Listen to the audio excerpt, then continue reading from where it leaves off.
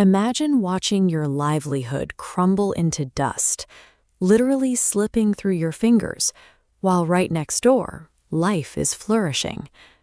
This is the story of two farmers in an Indian village who held two very different maps for navigating life.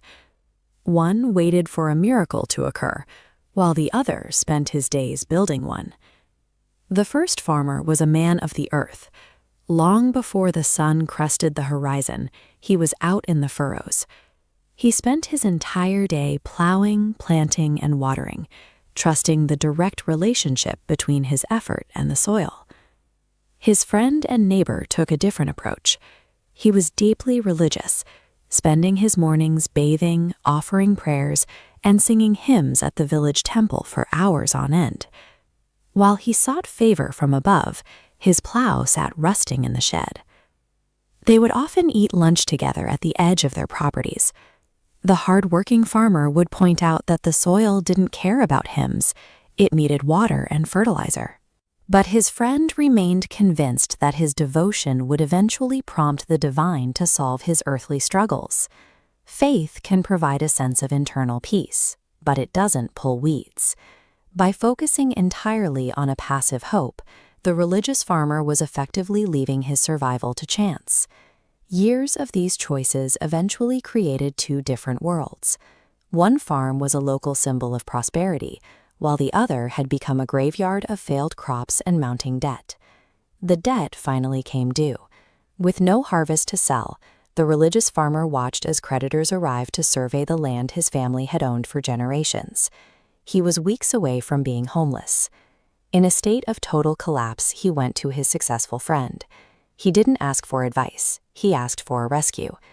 He knew that if the land went to auction, he would never get it back.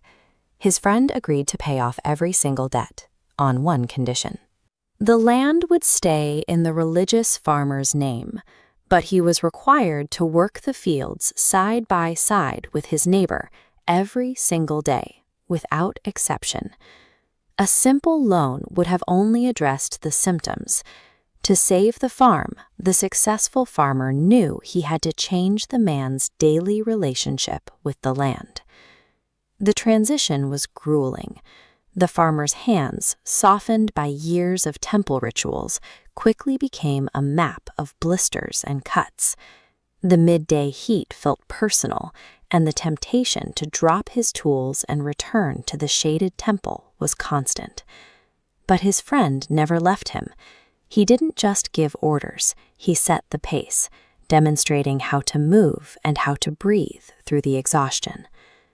The shift began with a single sprout. After weeks of pain, the farmer saw a vibrant green shoot pushing through the tilled dirt. It was the first time he could trace a positive outcome directly back to his own physical exertion. Slowly, the rhythm of the work began to replace the anxiety of his debts.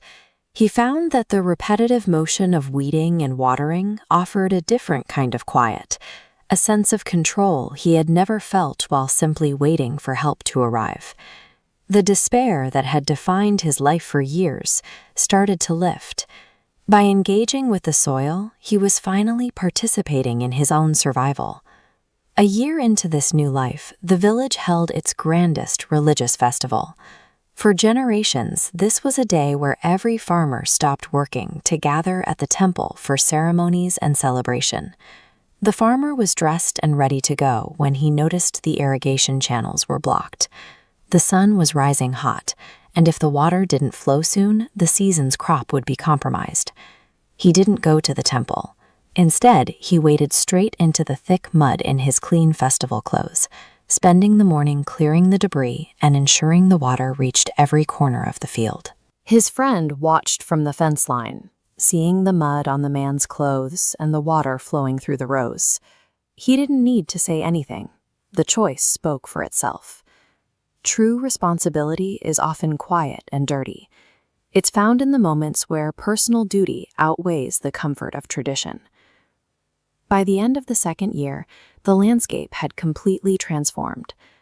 The once barren fields were now a sea of golden grain, thick and heavy with the coming harvest. On the final day of the harvest, the successful farmer handed over the ledger. Every rupee of the debt had been paid back in full by the value of the crops they had raised together. The farmer stood in the center of his own thriving field, debt-free for the first time in his adult life.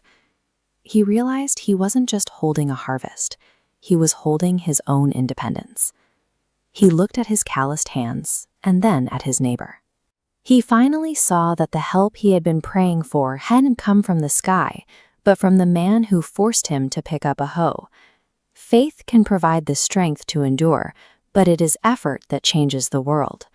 When work and belief are joined, the field itself becomes a place of worship, and the harvest becomes the miracle.